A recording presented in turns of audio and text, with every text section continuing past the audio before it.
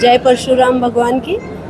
सबसे पहले तो परशुराम जन्मोत्सव की सभी को हार्दिक शुभकामनाएं। और श्री मारवाड़ी गौड़ ब्राह्मण समाज और महिला मंडल के द्वारा परशुराम जन्मोत्सव के उपलक्ष्य में मेगा स्वास्थ्य शिविर लगाया गया है, जिसमें भी हमारे शहर के प्रतिष्ठित स्पेशलिस्ट यहाँ पर सेवा दे रहे हैं। साथ ही दंत चिकित्सा शिविर भी है, उसके साथ में विशाल रक्तदान शिविर भी आयोजित किया गया है।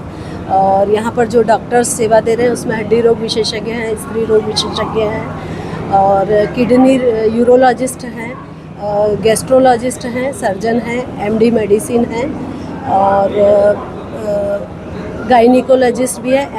आपका क्या है? बच्चों की थेरेपी विशेषज्ञ हैं।